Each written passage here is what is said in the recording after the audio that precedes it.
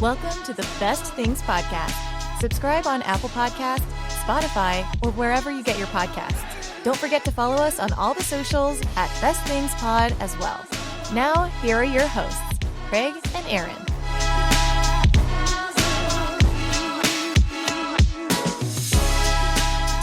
Hello, Internet. Welcome in to the Best Things Podcast. My name is Craig. Next to me, Aaron Brooks. Happy Monday, or whatever day you're listening this on. Let us know also, what's your podcast platform of choice, Aaron? I think I know, but Apple Podcasts. Yeah. But you can find us wherever you listen to your podcasts. I always think it's weird if somebody's listening to a podcast somewhere else. Yeah, you know, Spotify has come around, and I know a lot of people that listen to podcasts on Spotify, but it feels weird. It feels weird hearing, go find us on Spotify. But you can absolutely do that if you want to. One place you will not be able to find this podcast is on Disney Plus. Ooh. Not yet, at least. Big announcement, guys. No, I'm kidding. Is our show good enough that it could have a Disney Plus series made about it? Oh, that could be a question. And who would you pick to play you? Even better question. Who would you get to play you? Nicolas Cage. I was just about to say, one of us needs to be Nick Cage. I honestly, Chris Pratt. That's who I'd want to play me. I've been told me and him have similar features, that we look a little bit alike. I don't see it. I don't quite get it, but I'll take it. It's a good looking dude. How did we get here? I don't know. Again, many times I wonder how we get where we get. We don't record late at night very often, and here it is after 9 o'clock, 9 in the evening. We're afternoon recorders. Like, we're about to be dads. Like, this is like we're past our bedtime. We're burning the midnight oil tonight. The candle at both ends. Yeah, just like a candle in Beauty and the Beast. Hey, segues. So we're talking about Disney animated movies today on today's episode. So, okay, disclaimer, because I know if we don't say this on the front end, people are going to get mad at us. We're going off a list this week. So we said last week that, you know, we hear you. We understand. We validate your feelings. And we're not going to always stick to a list, but sometimes we just kind of have to. And I look, there's like 70-something Disney animated movies out there, and that does not include Pixar.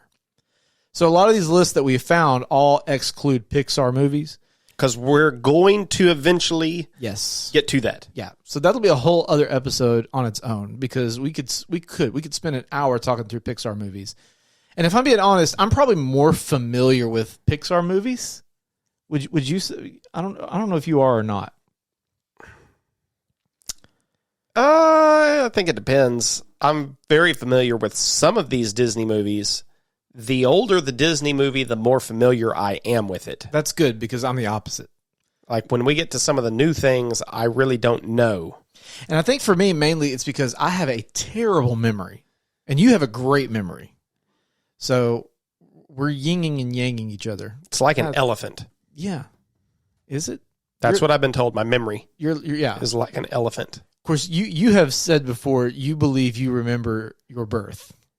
Absolutely, 100%. I do. 100%. I don't believe it. There's no way. There was, yes.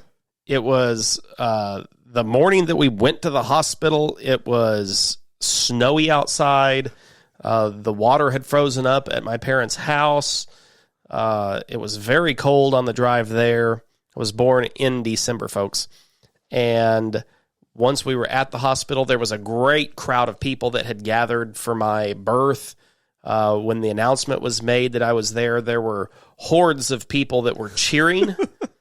I do remember that. Yeah. Okay. Sure. There are people who say that they think that it's possible that our baby might be able to tell stories of remembering his time in the womb.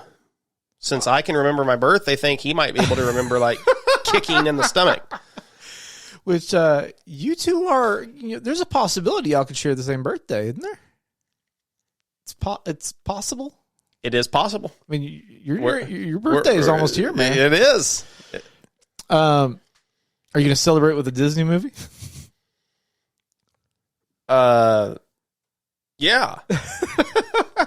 It's going to be like the Super Bowl. Like, what are you doing to celebrate your birth? We're watching a Disney movie. Not going to Disney World. Okay. So, yeah, we're going to talk about the best Disney animated movies. We're looking at a list from IGN.com. They go through their 25 best. And I'm sure we may mention some of the other ones, but this is their list, the 25 best. We will decide if it's the 25 best. That's true. Because there's some that probably... I don't think it is. You don't think? No. I haven't looked through the entire list yet, but I've seen a few of them, and I have thoughts. Uh-oh. Aaron's got thoughts, y'all. And the trail of disaster I leave when I start thinking. All right, let's get into this. Before we can figure out the best thing, we have to talk about all the things. It's time for The Thing About the Things.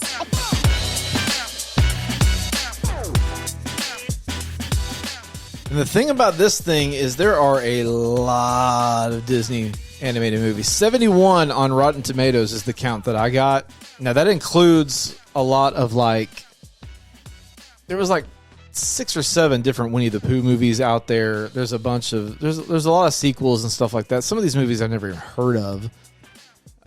Name one that you haven't heard of. Right here, Planes, Fire and Rescue. Didn't even know that existed. Okay, neither did I. Return to Neverland. Nope. What else? Doug's first movie. Nope. Is that Doug? That's what I was just going to ask you. Is that Doug from Doug the and his cartoon? pal Skeeter? I thought that was a Nickelodeon show.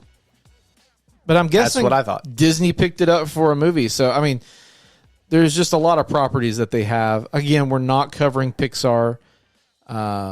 But let's go through this list and see where it gets us. Number 25 on this list starts out with Cinderella. Cinderella, number 25. Too high or too low? Way too low. You think? Way too low. I love Cinderella. I grew up watching this multiple times. I must have watched this VHS tape 100 times. Hold on. For those that don't know, a VHS tape, it's about the size of a flat brick. And it went into it. It is amazing how far we've come. Yeah. In just 20-something years, to be able to go from VHS to nothing. Like, you just pull it up on whatever device you want to. It's from 1950. Are you a big fan of Cinderella? Too high, too low? 25? Again, like this, these older ones for me, man. This is top 10. One of the problems I've realized, because Lauren and I have gone back and watched some of these older ones, they're so slow. You don't realize the pacing of some of these older things, and just because in our stuff today, we're so fast and moving so fast. That's an us problem, though. I mean, you're right. You're not wrong there. But it is funny to go back and watch when Disney first. Okay, when Disney problems like me a couple weeks ago. When Disney Plus first came out, like, we got so excited we could watch any of these anytime we wanted to. We popped one on, and man, it was like dragging on forever. We couldn't finish a movie. I don't remember which one it was, but I do think this is probably too low.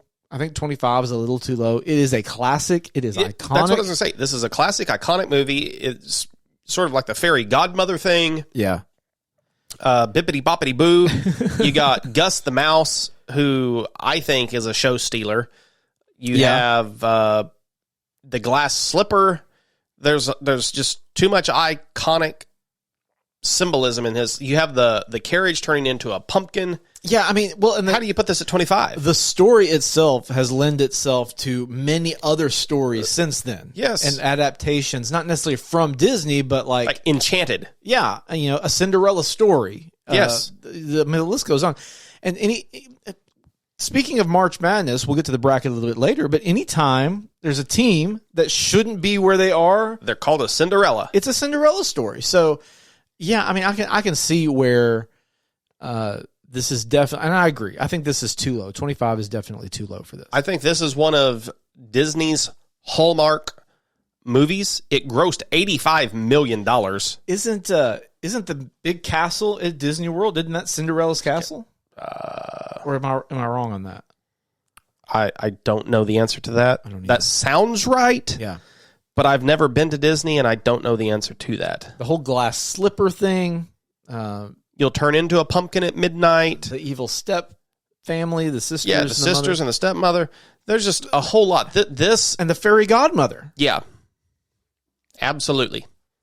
Too low. Too low. Whose list are we using here? IGN. IGN. All they know about is video games. That's true. That's true. And something you mentioned, I think gets held against it probably, and that's that it's so old. Yeah, and honestly, for me, that is a factor. Like I think, and it's been well documented on this podcast that you are a hater of old movies and TV shows. Not a hater, but right now, I am currently watching Captain Marvel and Shazam on Prime Video from the 1940s. Oh, those that Captain Marvel and Shazam. Yes. I thought you were with Captain Marvel and Shazam no. from the 2002. The black and white TV show from the 40s. Wow. And it's good. See, I guess it is just a pacing thing. I think I have some recency bias also. But for me, it's pacing. It's now there's some old stuff I like, and we're going to get into Christmas movies a little later on. But like, I love It's a Wonderful Life, but I think probably it's more nostalgia than it is. No, it's not. It is that good of a movie. It is that well written. It is that well acted. I wish Jimmy Stewart's that good. I believe that, but I wish I could go through some of these films, these movies, for the first time again and see how well I think they would hold up. Because I'd be curious, would I enjoy them as much as I did or do? I don't know. You want to give us number 24 on this list? Alice in Wonderland. Someone was high. This is not one of my favorites. No, I'm not a big fan of this either. To be honest, in fact, I'm trying to find it on my list here on IMDb. I have pulled up and I can't find it. It's a very old one. 1951. 51. So coming right off the heels. It's a year after. Yeah. It was not well received by critics when it was first released, but has become a triumph of animation ahead of its time, is what a lot of people will say. Bold, vibrant colors, very trippy characters, very abstract, and again, being ahead of its time. If you asked me, Craig, when did this release? I would have told you the 60s. Okay. Or early 70s, just because it is very hippie, trippy. Someone's tripping on LSD or something, I gave it a 5 on IMDb, and it gets a 7.4. So I was not that impressed with it. Do you think 24 is too high, or do you think it's about right? At this moment, I think it's about where it should be. Because it is iconic. Oh, no doubt. I mean, no doubt. Mad Hatter, the Cheshire Cat? Is that right? They remade the movie, right? Live action. Yeah, with Johnny Depp. With Johnny Depp. Of course, it's a part of our vernacular now, but like you go down a rabbit hole. That came from this, right? Yes. There's definitely some iconic things to this movie. We went back and watched it in the last couple of years, and I really struggled to keep my attention on the movie. Mm-hmm. This one I felt was difficult to watch. Yeah, it is slow. Lauren and I went for Halloween. We went as the Mad Hatter and Alice. So it's definitely got some iconic characters. The Queen of Hearts. So there's definitely characters you can pull out of there. 23. This is one I don't know that I'm very familiar with. I've never seen it. The Princess and the Frog. I know Lauren's mentioned it several times, but loosely based on another Brothers Grimm fairy tale. The Princess and the Frog kind of came from Europe and placed perfectly in America. 1920s New Orleans is where this movie is set. It would not be in my top 25 at the moment just because I've never seen it. Yeah, this came out in 2009. So this was pretty recent. Yeah, this is a fairly new one. So yeah, obviously we don't, neither one of us can speak to it really much, so we're just going to not spend a lot of time on it. Number 22 though. Lady and the Tramp. Another iconic one. Iconic. And again, this is one I'm going to say is too low. At 22, it's too low? At 22, it's too low. Okay. I think if it's that iconic, people remember the scene that we're looking at here in the picture where they're eating the spaghetti and they meet in the middle. Yep. If it's that iconic that a scene stands out to you and it's that good of a movie that they're like, you know what, we need to make another one of these and do live action, it's a pretty good movie. Yep. So this is, 1955? And it's basically a love story from Disney based on animals. So you've got 1955, a story that endures. I mean, it really does. It endures forever. The antics of this. Here it is. Based on the antics of the story developer Joe Grant's own English Springer Spaniel, Lady. Lady, yep. That's interesting. And you've got, this well-to-do dog with the mutt that's running around. Yeah. It's a good story. This article says it was the first animated feature film in the brand new, at the time, CinemaScope widescreen process. And so you're talking new technology being used at the time. During production, Disney offices were filled with live animals for the animators to reference so that the tale could be told exclusively from the viewpoint of the animals themselves. So yeah, Lady the Tramp. I remember watching this as a kid for sure. Higher, lower, or just right? From what I've seen so far, it needs to go higher. But knowing what's to come, I don't know. I still feel like it probably deserves to be a little higher. I think at least at the 20 range. Were they using anything specific to rank these, or is it just one man's opinion? That's a good question. I will look up that if you want to tell the people what the next one on the list is. Number 21 is a more recent film, 2012's movie, Wreck-It Ralph.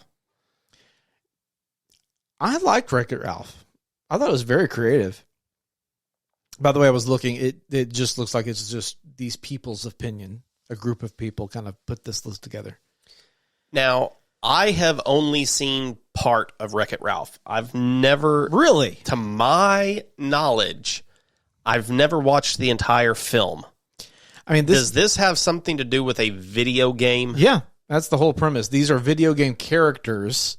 And if you're a fan of like the 80s, 90s, 8-bit video game culture, like this leans into that. These characters, how we see them in the movie are, fully fledged 3D, but they're based on the 8-bit characters. And so this is their life inside the video game. And basically, Ralph, who's voiced by John C. Reilly. Yes. Who we both love. Yep. He's kind of tired of being the guy who's always wrecking stuff and the bad guy.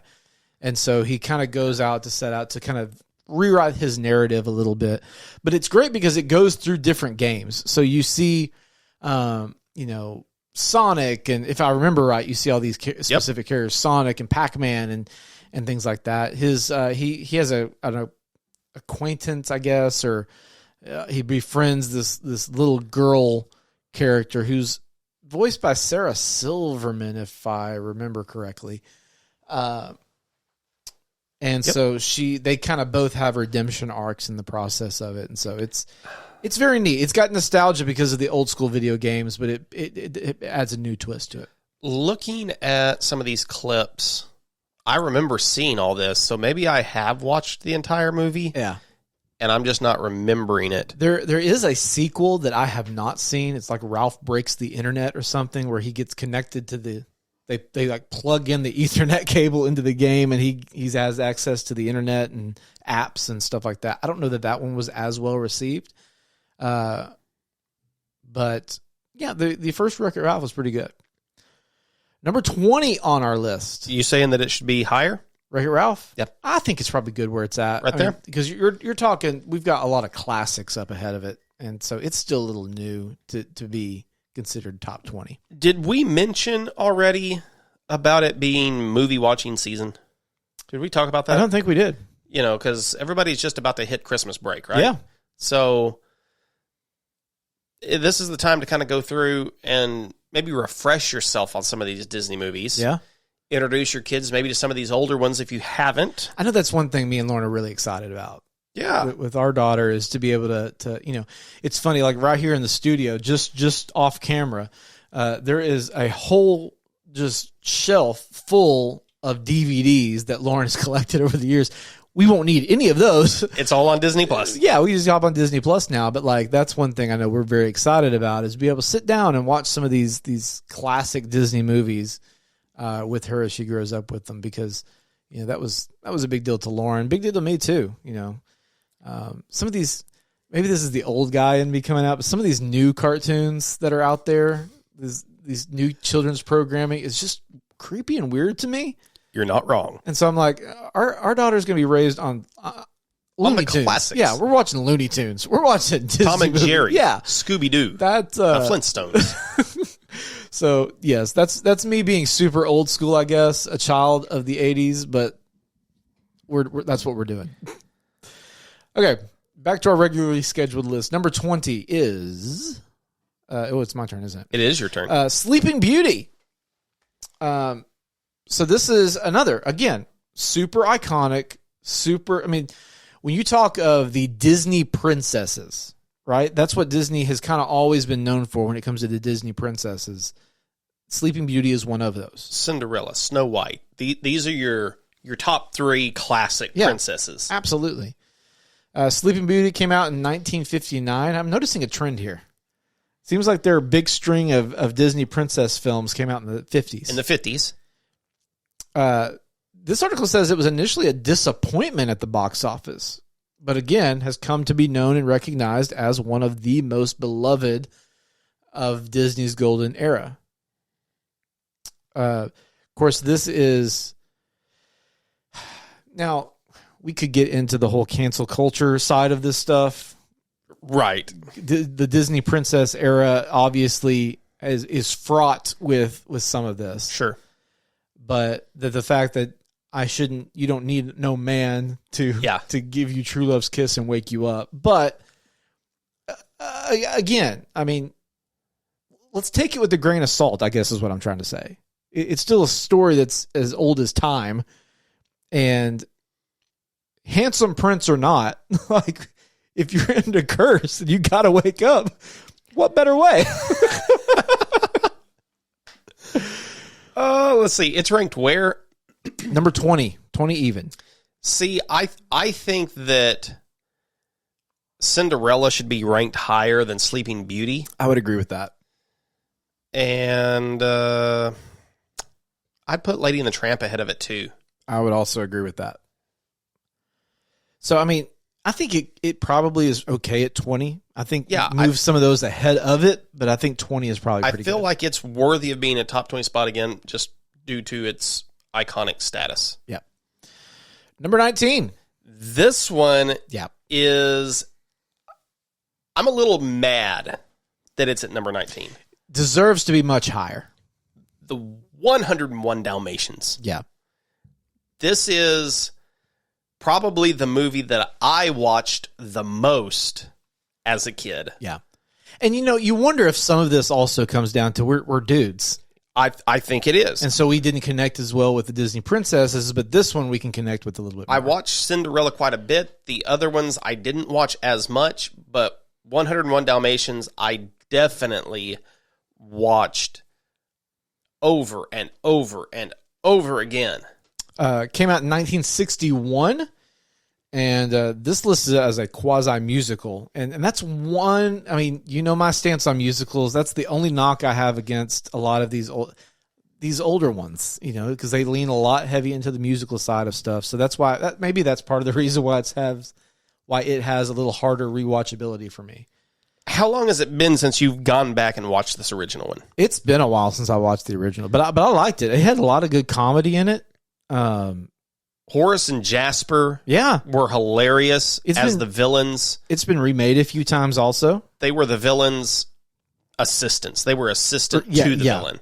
Cruella de Vil. Yeah, you have one of the most iconic Disney villains ever in Cruella de Vil. Absolutely.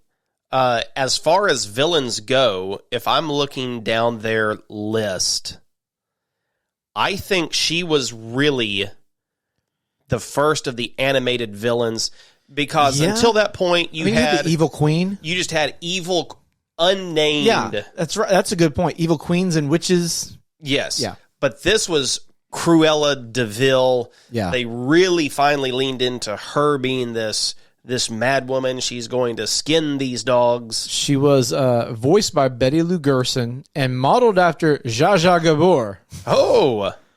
Of course, iconic hair. Yes. With the black and white hair. The cackle. She had a theme song. Cruella de Vil. Cruella de Vil. I don't remember the rest of it, but I remember that part. If she doesn't something, nobody will. She doesn't get them, kill you. I don't know. Something like that. Cruella. And she had the sick car, too.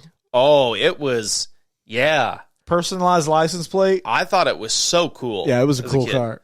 And then the new live action called Cruella, starring Emma Stone, is good. Yes, it is. Yeah. And I thought it was really good. It just kind of dug into her personality and painted a picture of maybe how she came about. But I really enjoyed that a lot. I think this deserves a 10 spot. I think it needs to be a top 10 for sure. 101 Dalmatians is, yes. 101%. 101%. Absolutely.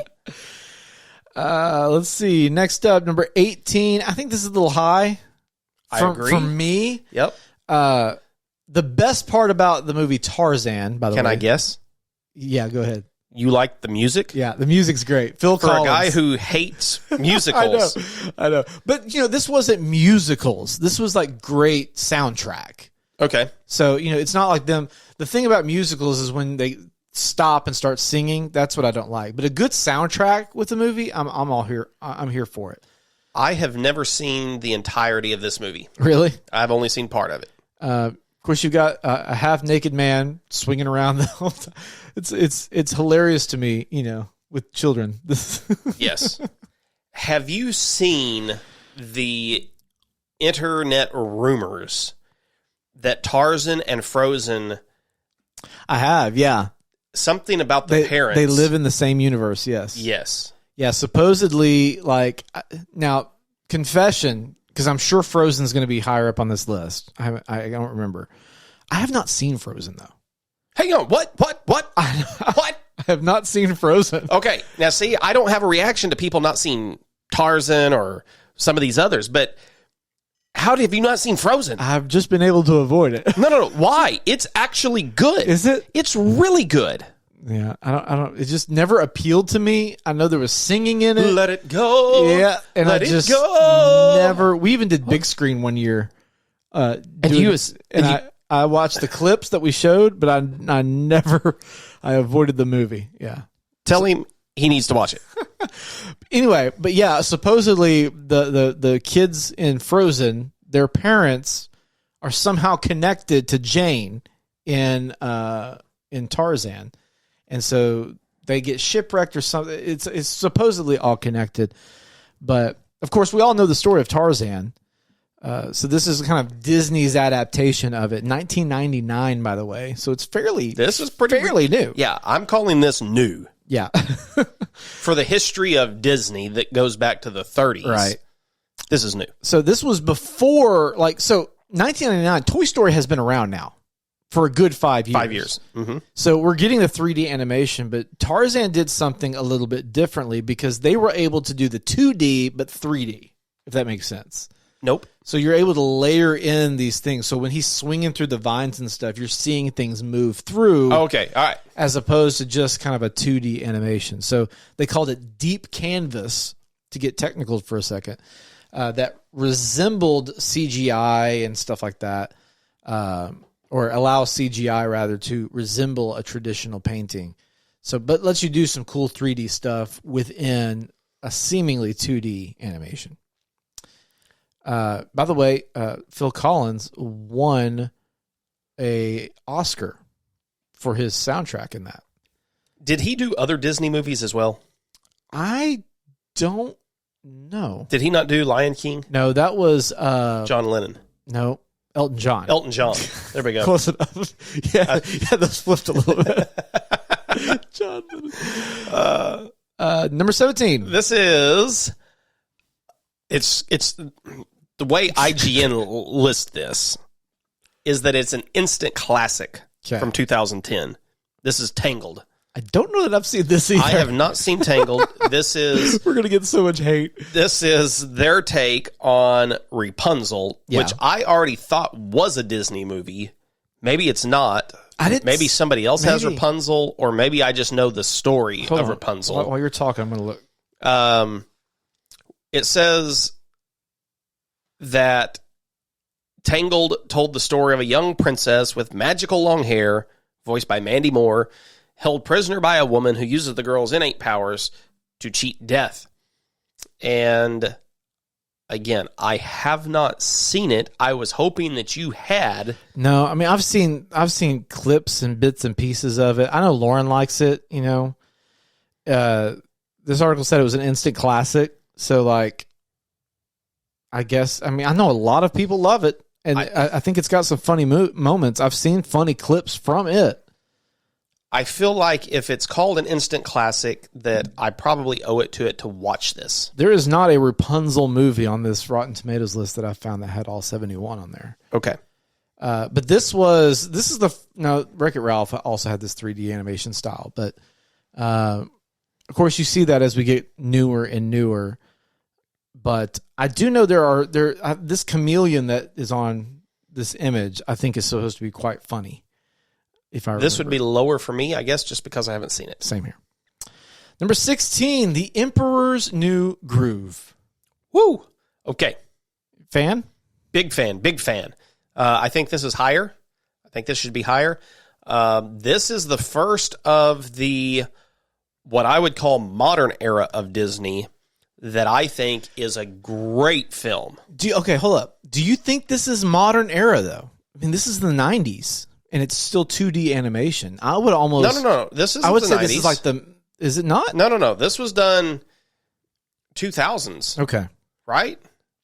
Yeah, it says here 2000s Emperor's New Groove. But I guess if it's 2000s, yeah, I guess you could call it modern. Yeah, 2000. This is still one of the most quotable movies that I go to all the time. It is very funny. Confession time again. Oh, gosh. I have seen this. Oh, okay. Okay. But not till recently. What? Yeah. Lauren would constantly make references to this movie. I'm like, I've never seen it. And so I think it was during 2020. I think it was during COVID lockdown. She's like, we're going to watch this. So I have seen it. And it is funny. Like I'll give that. It's very funny. It's got some great voice acting from some very well-known people. It's got David Spade, John Goodman, Patrick Warburton. It's great. The evil queen, Yzma, is trying to plot a way to kill Kuzco, the new emperor. And probably my favorite line from the movie is, as she's trying to think of how she's going to do this, she's like, how shall I do it? Oh, I know. I'll turn him into a flea. A harmless little flea. And then I'll put that flea in a box, and I'll put that box in another box, and then I'll nail that box to myself, and when it arrives, I'll smash it with a hammer. That's intense. Yeah, it is, and it's one of my favorite lines. Why is that such a favorite line of yours? I don't know. I just love it. I did see on TikTok a little Easter egg, apparently in the scene where he turns into a llama. you have, what was the evil queen or whatever? Yzma. Okay. You see her, and behind her, over her shoulder, is a plant. It is just a fern or something like that, in just the shape of a normal, it's like in the shape of another animal, like a rabbit or something like that. And after he starts switching and turning into a llama, supposedly, like, it's a potion that she fake drinks, right? It's a potion. I believe that's the thing I saw. And when she fake drinks it, she pours it out into that plant. And then the camera switches, and he's turning into a llama. When the camera comes back, this is how much Disney pays attention to detail. When the camera turns back to her, that plant is now in the shape of a llama. Oh. Yeah. So lots of attention to detail there on Disney's part. Kudos. Not to overlook Kronk in the movie. I think he ended up getting his own movie out of this. I love Patrick Warburton. I don't know who that is. He's the guy who voices Kronk. Has a great voice. Yeah. What else has he done? Am I supposed to know him? He's been in a lot of different movies and TV shows. Him and David Spade do a lot of stuff together, I believe. They've done you said that there were some big names. They did Rules of Engagement together. Okay. So, yeah, and of course, John Goodman. I mean, he's so incredible. David Spade voices in this movie. John Goodman voices in this movie. Mm-hmm. I don't know if I know any other of the people that did that, but I do recognize David Spade and John Goodman's voice from it. Yeah. I couldn't tell you who Yzma was. I don't know who Yzma is either. But this is very, this article references that this is a Chuck Jones style of cartoon, which Chuck Jones did, like Bugs Bunny and stuff like that. So it's got a lot of slapstick in it. It's a buddy comedy, and I think that's why I appreciated it. It also this was the era, so 90s, 2000s was also the big era of Disney soundtracks too, because this movie has 6 songs by Sting. Oh, really? Yeah. So see, I don't really think of any of the music from Emperor's New Groove. I don't either, but like this is the time they're trying to win those Oscars, because I mean, let's be honest, like a lot of these movies, yes, you can get an Oscar for animation, but this is the time you can pad some of those stats too and get some of those other ones. So I say it should be higher. I would agree with that. Yeah, I would agree with that. Number 15, is it? I don't know if it's you or me. It is I. Then give it to us. Robin Hood. With the Fox. Yes. I don't know that I've seen this one. Oh, how can you not have seen this one? I love this movie. This episode just needs to be an education of Craig. This has some great music in it, especially the song Oodalali. What? Oodalali, Oodalali. Are you speaking in tongues or something? I thought you would know Oodalali. I don't know Oodalala. This is from 1973. Okay. Oh, see, it even mentions right here the folksy songs that are in this movie. Maybe if I heard it, I don't know. Hold on. You're going to look up Oodalali? Yeah. Okay. Well, while you talk more about it, I'm going to look it up. Well, I mean, this is the story of Robin Hood, and it says that it became Disney's highest grossing film to date in 1973, has a Butch Cassidy and Sundance buddy movie tone that helped that. And, of course, who doesn't love the story of Robin Hood? You got it? That's it? Yep. Robin Hood and Little John walk Oh, okay, through yeah, I the know this. forest, laughing back and forth at what the other has to say. Reminiscing this and that and having such a good time. Oodle-lolly, golly, what a day. Okay, yeah, I do know that one. Yeah. And the whole movie's just full of nice... Maybe I'll have to watch folk this songs. then. This one's good. This is the kind that's my kind of jam right there. Yeah. I like the story of this. And, of course, then again, like I've said, you got the story of Robin Hood. He's stealing from the rich to give to the poor. Number 14. And I would say Robin Hood's probably 15's a good spot for it. Okay, that's good. I think. 14, just from an icon standpoint, this feels a little low. Dumbo. I think the storyline, though, if I remember right, we tried to go back and watch this, and it felt extremely slow. This is a tough one to watch. Really? This is very early Disney. 1941. Yes. Believe it or not, this movie is 1 hour long. This is a 60-minute movie.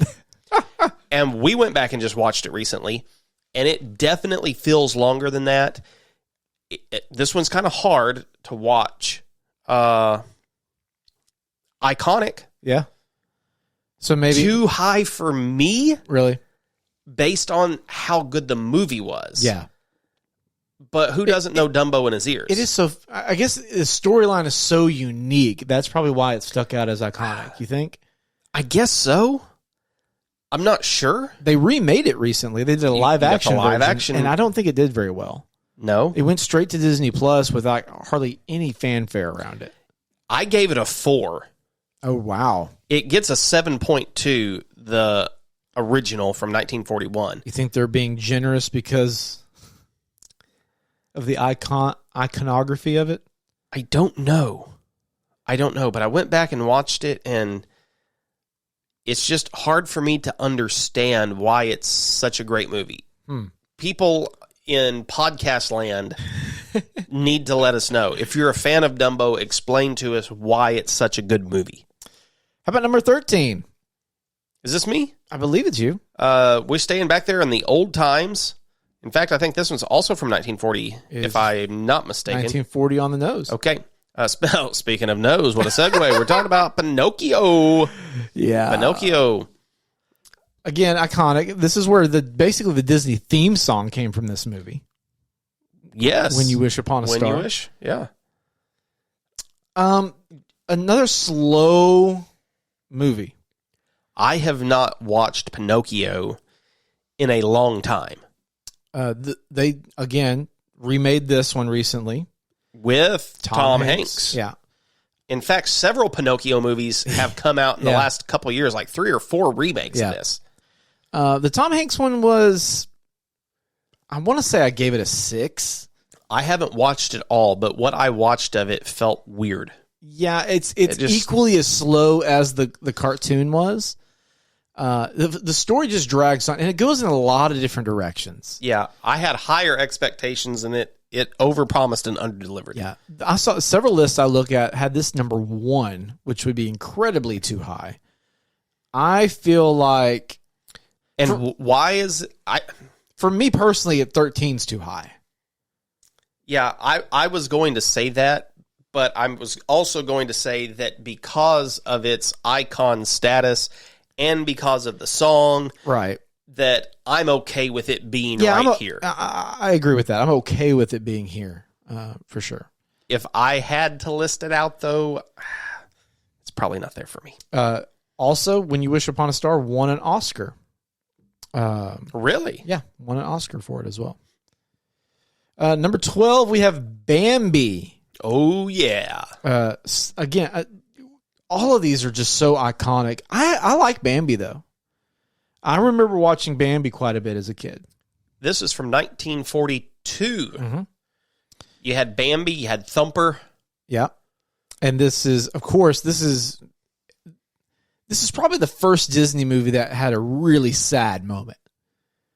Like, it really got you in the feels. Yes. Whenever, the murder, the mother was murdered by the man, and you've got Bambi searching for her in the snow. This is the 6th movie that they put out. Yeah. So one of my favorite TV quotes ever has to do with Bambi. It's from Friends. And so those, okay, a little behind the scenes. For those that don't know me very well, I'm not a very emotional person. I have a hard time showing emotion. I never cry. And so it's always been hard for me. Well, on the show Friends, Chandler Bing, who I get associated with a lot, by the way, just because I'm incredibly sarcastic myself. But they say, "Did you not cry when you watched Bambi?" And he goes, "No." "Why? Are you a robot?" "No, because you're right. It was incredibly sad for me when they stopped drawing the deer." I just love that quote so much. That's funny. But yeah, I mean, this was a very somber moment. There was a lot of fun in it, though, too. There was a lot of catchy things that happened in it. I think 12's probably a good spot for it. I might bump it up to 10. I was going to say, I think this one might be worthy of a top 10 spot. Yep. Number 11. We're going to talk about the bare necessities. Oh, yeah. The Jungle Book. I think 11's too low for this. Yeah, this is just on the music alone. Yeah. This one goes up. You've got, this is from 1967, The Jungle Book. You have Mowgli, raised by wolves, right? Yes, I believe so. And you get Baloo. Yeah, this is where Baloo shows up, weirdly enough, in several different Disney properties. I was going to say, is this the same Baloo who is in Tailspin? I believe so, but they never reference. Like, how did he go from being here to being the pilot in Tailspin? He goes from the jungle to a pilot. But you've also got. I mean, it's a big adventure. You've got pythons and panthers and tigers and the giant orangutan. Oh yes. So it's got great music also by Robert and Richard Sherman. Now this is one of the few quote unquote musicals I'm okay with. Yeah. It flows really well. Instead of just breaking out in song, it feels like it's purposefully put in there. Exactly. I think you're right. And because of that, I think this is inside the top 10. I agree. Number 10, I feel like this is way too high. It's Moana. I've never seen it. I only know it because of the one song. Oh, that's... How Far I'll Go. That's right. Because it's done on all the competition shows. These were songs by Lin-Manuel Miranda, who did Hamilton. This was from 2016, right? Yeah. It's the most recent film on this list. Very recent. It's fine. It's good, but it does not need to be in the top 10. I have not seen it. I know it's got to be popular. Yeah. You see a lot of Moana. Yeah. It stars Dwayne "The Rock" Johnson as the demigod Maui. Is it that guy that we're looking at? That's right. Okay. Tattooed just like The Rock. It is. So I mean, it's good, but there's no reason it needs to be in your top 10. Okay. So I don't need to run out and watch this one. No, but it's Christmas break. Might as well take an opportunity if you got some time after your Christmas movie watching. Number 9, Hercules. This was good. I don't believe I've seen Hercules. Really? Yep. Wow. This was 1997. I remember this vividly because, around the time this came out, I would have been in middle school, and our choir did a song from Hercules. Really? Yeah. From Zero to Hero, I think is the song. Weren't you homeschooled? After middle school, I was. Yeah. Okay. I just thought it was you singing a solo there for a second. No, it wasn't me. So this had this is that late 90s surge of Disney movies that come in and they're trying to, I wondered, because again, this is late 90s. And so I wonder if they saw the success of Toy Story and all that kind of stuff. And so they put a little bit more work into some of these late 90 ones. Tried to get a little bit more big names, push it a little bit more because they may have seen the writing on the wall that this is going to be the end of 2D animation soon. I don't know. I'm just wondering. I also see what I'm doing right now while you're talking is I'm looking through Disney's list of movies from the 80s and 90s, and there's just not a lot of animated movies in the 80s. No. That Disney was very good with. In fact, they didn't have a whole lot in the 80s, it doesn't appear. Yeah, it feels like Disney has a there's a gap. There's a hole. There's a few, though, throughout history. Like it said earlier in this article, like whenever, was it Sleeping Beauty or whatever, came out, like they had a string there in the 60s, I guess, where they weren't doing a lot of stuff either. So it feels like it's a game of runs with Disney. Maybe they have certain people and they go all in on, they like break the huddle and go and do all these projects, then come back and have to huddle up again. Like in the 70s, they had the Rescuers. Yeah. I feel like that should be up here. Weren't you a big fan of the Rescuers? I don't remember the Rescuers. I love the Rescuers. Then you get to the 80s. And what have they got? I mean, they had Fox and the Hound in 81. Yeah. That was a good one. But most of these were live action movies that they were putting out. Yeah. Maybe they thought animation was dead, then tried to bring it back. The Great Mouse Detective in 86. Wow. So it feels like to me, 60s and earlier and the 90s are the big run of Disney movies that were my childhood. Yeah. Agreed. Number 8. You're going to have to talk about this one. This is the aforementioned Frozen that he has not seen from 2013. Who would have thought I would have gotten so much hate about Frozen from you? It is wonderful. It is wonderful. Olaf. Who doesn't love Olaf in I this? do like Josh Gad. The romance is good. It's like a Hallmark movie for kids with comedy in it. That's not how you sell me on this. Great music. The score, it's just... I mean, it's broken 1 billion records. Like, it crushed. Like, it really took off.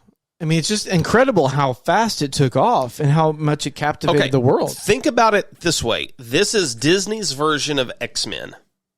Okay? Because she's got these, powers. I'm trying to get you in the mindset to watch this. It's like Disney Frozen X-Men girl. Okay. You're going to love it. Okay. Do I need to watch this in wintertime?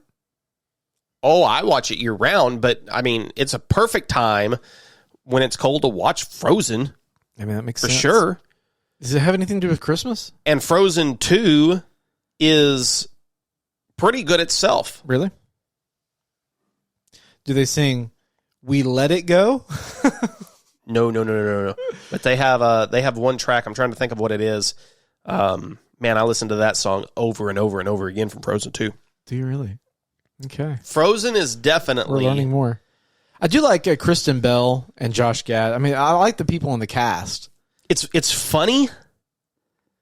The dude who's in the movie, whatever his name was, Hans. Okay, so I have heard this. Like, the characters are based on Hans Christian Andersen. Because you have Hans, Kristoff, right? Kristoff is the... Anna. And Elsa? Sven. Yeah, so Hans Christian Andersen. They took his name and split it up into characters. So that's a little fun fact from somebody who hadn't even seen it. It's true. So you think that 9 or 8 is too low? You think it needs to be higher? Or you think that's a pretty good spot for it? It's definitely top 10. Okay. Number 7, I feel like maybe a little bit high. I think it's a top 15. I don't know that I put it in my top 10. Yep. Mulan. Yep. It's good. I mean, it's a story of the Asian community. This was, again, 1998. Again, you're talking late 90s. They had a resurgence of quality animated movies coming out. Late 90s, early 2000s. So this is a girl who... She wants to do more, but you're talking, this is kind of an ancient Asian culture that said, hey, ladies, you got to stay at home. There's a ritual that you have to go through. The other men go to war. But she wanted to help her family, and her dad was sick or elderly, something like that, injured. Yep. And so she kind of takes his place, hair up in a bun, throws a hat on basically, and says, I'm gonna be a man. And she fools everybody up until the climax of the movie when it's revealed, oh no, how is this woman doing the things the guy can do?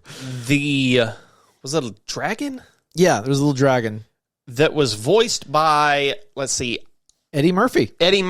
That's correct. Yeah, which, they remade this movie into live action. The biggest miss. Exactly. They left him out. They tried too hard to make it serious, and they did a good job. I mean, it was a good remake, but it could have used that little touch of humor. And I think they could have brought Eddie Murphy back. Yeah. And he would have done a great job. So that was a big miss from them. Again, talking about music, they had Christina Aguilera on this one doing Reflection. Of course, the song I think everybody knows from that is I'll Make a Man Out of You. Correct. Lauren sings that at least once a month. So, I think this is top 15. I don't think it's quite the top 10 for me. 6. This is Disney's first ever full-length animated feature from 1937, Snow White and the Seven Dwarfs. Yeah. You were going to do the little wishing well. Isn't that this? Okay. Yep, that's in there. I know some stuff. Look at me doing some musical stuff. Yeah. This is probably an appropriate spot. Yeah. I wouldn't say that it might be top 5. Again, just because it's the first. It is so iconic. It is the first. You got the Seven Dwarfs, which they're hilarious. I still get confused with Smurfs from time to time. Don't judge me. Yes. But, the storyline is there. It's great. This is where you got the Wicked Witch. Hi-ho, it's off to work we go. They're great, by the way. The Dwarves are great. Yeah. I would love to. I think that could be a movie. Like if they were to do a live action version, just tell the story from the dwarves' perspective. Because they kind of came across Snow White. Yes, they found her, right? So I would love to see the dwarf perspective even before they met her. I think that would be an interesting take on it. This was again. You're talking True Love's Kiss here. Somebody in a sleeping car. I guess that's all they had to work with back then. Well, it was. They're going off of fairy tales. That's true. But this was very fairy tale. What's the difference between Cinderella, Sleeping Beauty, and Snow White? Like they're all very, very similar with slight deviations, aren't they? Yeah, they are. You're not wrong. Number 5, Fantasia. I have not seen this one. I have. Or have I? I've seen this. Is this a really old one? This is a really old one. This is all music, right? There's no words in this. Okay. There's no dialogue at all. Yep. Now I know what we're talking about. It is really creative. And as a kid, it creeped me out because there's lots of big stuff going on. It's very... If I had to compare it to anything, this is the Doctor Strange of Disney animated movies. Yes. Very trippy and spirity and lots of mythical. Stuff lots of stuff going on. You got Mickey Mouse with the broom that walks and moves. Didn't he have a wizard hat on? Yeah, he had a wizard hat on. So there's gargoyles and there's lots of spirity stuff. I mean, it's epic. I mean, and the music swells and it's just... It's dazzling. It is over the top. I think just from a creative and an animation standpoint, it deserves to be in the top 10 for sure. I haven't seen it since I was a kid. I think 5 might be a little high for me personally, but I could see it at 9. It's 125. It's 2 hours long. It is very long for an animated movie. 2 hours long with no talking. Yeah. Yeah, it's a lot, and I think for kids it's too much. Like this is not a kid's movie, honestly. Like I remember watching it as a kid, going, "Okay, what is going on?" But you rewatch it as an adult and go, "Wow, this is impressive that they were able to do this in the 1940s." You know, this is a big, big, big deal. Number 4, The Little Mermaid. Under the Sea. I have never seen The Little Mermaid. Who would have thought I would? I think I've seen more Disney movies than you on this list. It does sort of seem like that. That is wild to me that you've never seen The Little Mermaid. I watched the ones that I watched, and there's a lot that I love that is not on this list that I take issue with. So you've got... I think The Little Mermaid deserves to be in this list. Yeah. Probably in the top 10, just based off of popularity. I do know the Under the Sea song. Yep. And again, you're talking about a princess being rescued, but there's a lot of different characters in it. You got the lobster. I don't remember his name. Sebastian. That's it. You've got Flounder. That's got the fish. Ursula. That's the evil. That's the evil villain. Octopus queen thing. Yeah. So I mean, this is great. This is all about a Ariel who is a mermaid who wishes to be like every other human that she knows and try to get legs, but then Ursula comes, takes her voice, and so the whole movie ensues. But I think this is top 10. Yeah. I don't know how many we've put in the top 10 so far. Like 13 of them. Number 3. Aladdin. Oh, this is great. Now I think this is a great spot for it. Really? I don't know. Seems a little bit high to me. This was probably my favorite. High. This was your favorite? This was my second favorite. Okay. Yeah. I'm going to say a little high, not much, but a little high. It should probably be in the 6 range, 7 range, somewhere in there. It's from 1992. It was the highest grossing film of 1992. It beat Batman Returns. That's impressive. That is impressive, which there's a lot of stuff that could have probably beaten Batman Returns. $504 million worldwide. Yeah, story of a scrappy boy, a street rat, Middle Eastern folktale, Arabian Nights. Arabian Nights. Most known probably for the great late Robin Williams as Genie. Genie. He stole the show. Absolutely. Stole the show. He was incredible. I liked it a lot. The live action version was pretty good. Yeah. You had Will Smith as the genie there. It was okay. I just thought Aladdin was such a great movie. Yeah. I don't know. It was okay, though. Number 2, you have Beauty and the Beast. Beauty and the Beast. Again, this is... I think Aladdin should be higher than Beauty and the Beast. 100%. But, if we're dudes, so at least I'm not leaning toward love stories and stuff like that. That's again, what you got here. This is a love story. Here's my hot take. Beauty and the Beast is not in my top 10. Really? Yeah, it's not in my top 10. It's probably not in mine either. No. It's incredibly iconic. It is incredibly well known. But yeah, I'm kind of with you there. Of course, you've got Belle and the Beast and the Candlestick, which is, I don't remember the candlestick's name, but you got Chip, the little cup, talking appliances. It had fun moments in it. Yeah. But most well known for that song. That song, was iconic. Then finally, number 1. This is the one that... Perfect placement. Perfect placement. We know that this is where it should be. You're not surprised. I'm not surprised. None of you out there are surprised. Not a single person. This is the biggest hit, right? Yep, 100%. 1994, if I'm not mistaken, The Lion King. Yep. It remains the highest grossing traditionally animated film ever released.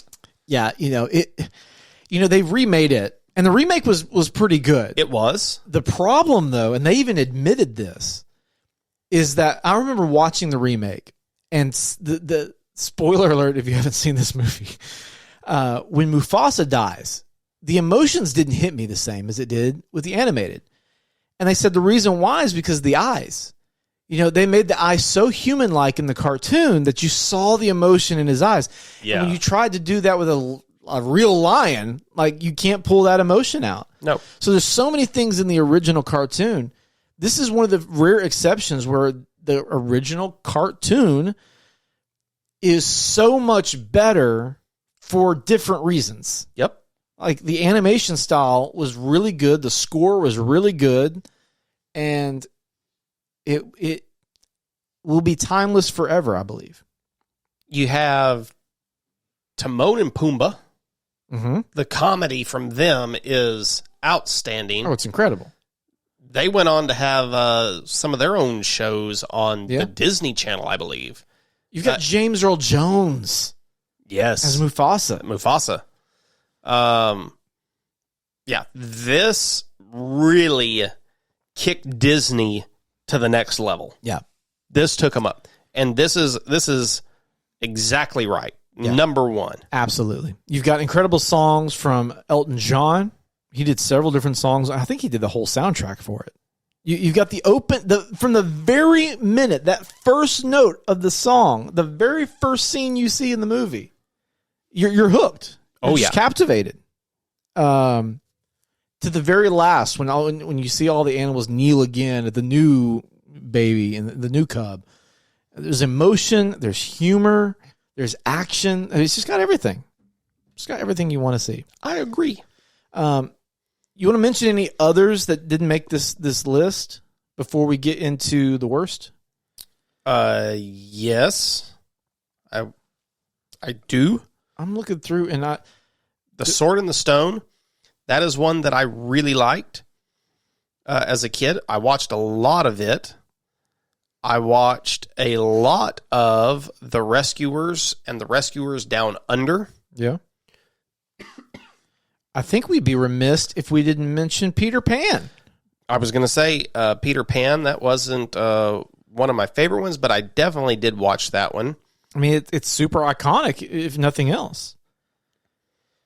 Some people will get on to me if we didn't mention Lilo and Stitch. I have personally never seen that.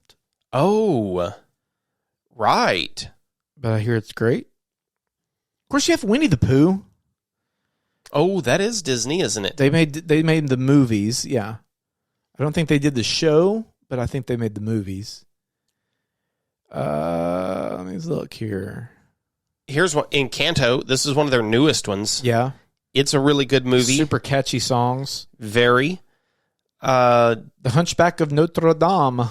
Wasn't a big fan of that one. Yeah. I like The Great Mouse Detective. A Goofy movie. Oh, yeah, Goofy movie. The Aristocats. The Aristocats. That's another one I was going to mention. The Fox and the Hound. That's the one I wanted to get to. Oh, yeah. I watched that one a ton as a kid. Mm-hmm. Just loved it. Pocahontas. Also Colors another, of the Wind. Yeah.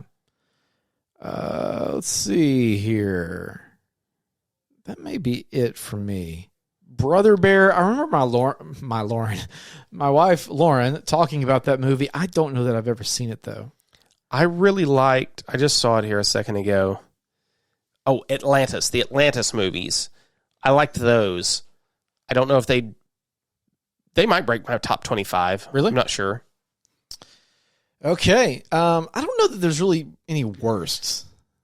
Do you? No. I think we can skip the worst for today.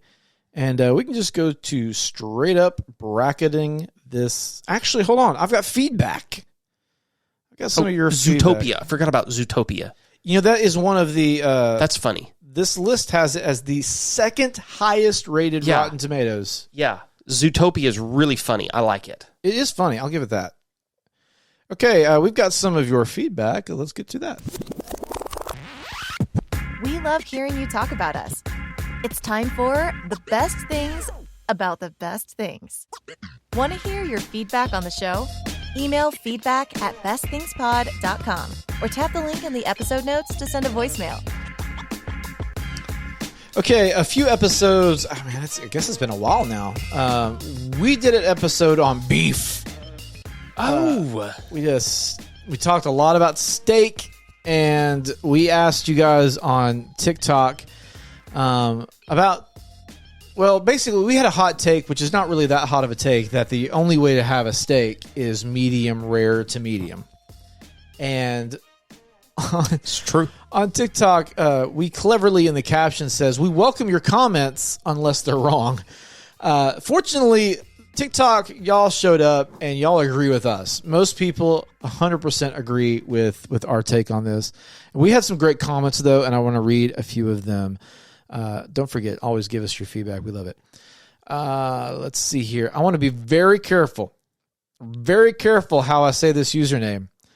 So just know, internet and little ears listening, that I'm not saying what you might think I'm saying.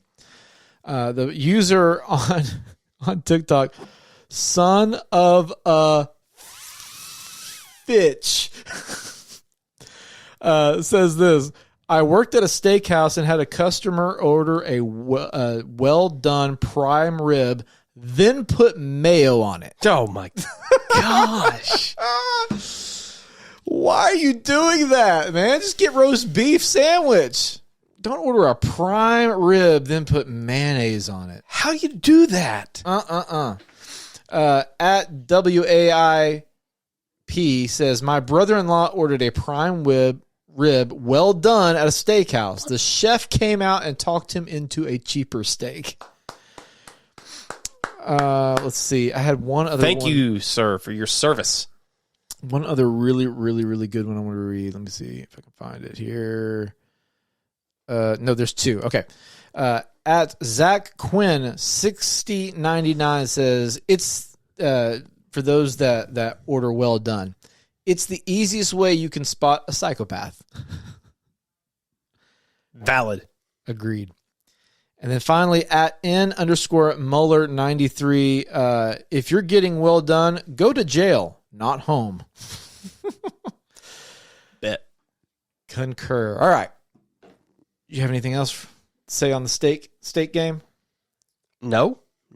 I as I was looking through the comments, I felt like everybody was pretty much in agreement with us that don't be a maniac and eat a well done steak. Okay, let's bracket this bad boy out. If you want to be the best, you have to beat the rest. This is the Best Things Bracket.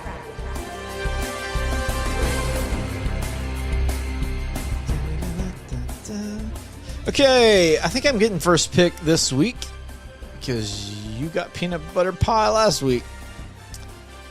And any surprise what number one's going to be? Aladdin. Lion King, number one. What's your number one? Let's do Aladdin. Okay.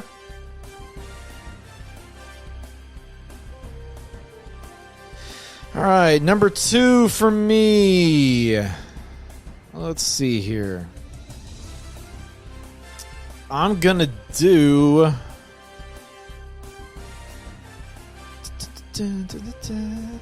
Jungle Book.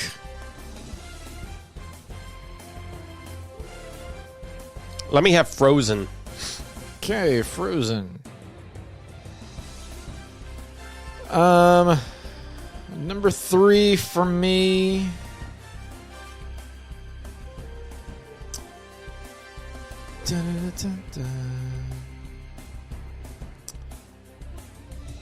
Oh man.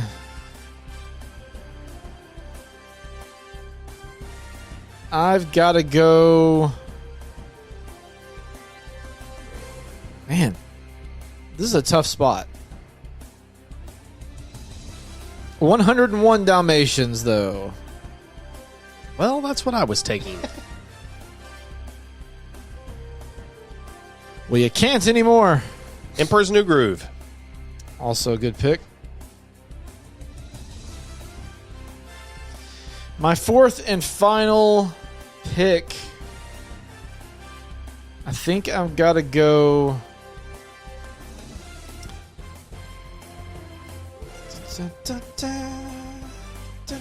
I'm going to go Fantasia. Wow. And really the only reason I'm going Fantasia is just because I think it was so trippy and ahead of its time. I feel like I got to give it a little due. I mean, I can make a case for like a Snow White because it was the OG, or Bambi because it was really more emotional. But I'm going to go Fantasia. Frozen. You already picked Frozen. That was your second pick. Oh, was it? Yes. Are you sure that was my second pick? Yeah. Oh, okay. I don't know why else I would have typed it. I don't think you were listening to me. What did I take first? Oh, I took Aladdin first. You took Aladdin first. You have Aladdin, Frozen, and Emperor's New Groove. The Jungle Book. I already took that. Dang it. You had me type it and everything. Snow White. Yeah, because you know whatever goes there is not going to make it very far. Okay, we've got first up Lion King versus Snow White. 3, 2, 1. Lion King. We have Aladdin versus Fantasia. 3, 2, 1. Aladdin. We have Jungle Book versus Emperor's New Groove. 3, 2, 1. Emperor's New Groove. Okay. Let's do Jungle Book 1 to 10. 3, 2, 1. 8. Emperor's New Groove. 3, 2, 1. 7. 6. Okay. Yep. Jungle Book moves on by 1. Frozen versus 101 Dalmatians. 3, 2, 1. 101 Dalmatians. All right. Lion King versus Jungle Book in 3, 2, 1. Lion King. Aladdin versus 101 Dalmatians. 3, 2, 1. Dalmatians. Wow. Okay. Aladdin. 3, 2, 1. 7. 8. Dalmatians. 3, 2, 1. 7. 9. Is that tie? 9 and 7, 16. 8 and 8. is 16. Yeah. We got a tie. Okay. Aladdin 1 to 100. 3, 2, 1. 75. Okay, so that gives it 160. 160. Dalmatians in 3, 2, 1. 88. 168. Dalmatians moving ahead. Lion King versus Dalmatians in 3, 2, 1. Lion King. Congratulations, Lion King.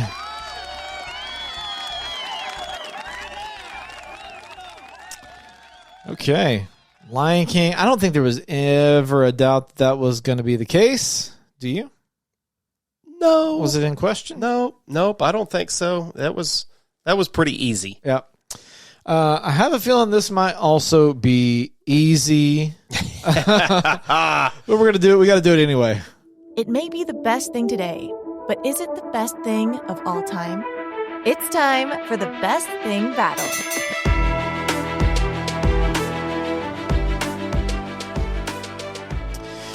We have, ladies and gentlemen, a 4-time defending champion, Steak. Not 1, not 2, not 3, And not 4. Unlike LeBron James, this delivered on that promise. So we've got Steak versus the Lion King in 3, 2, 1. Steak.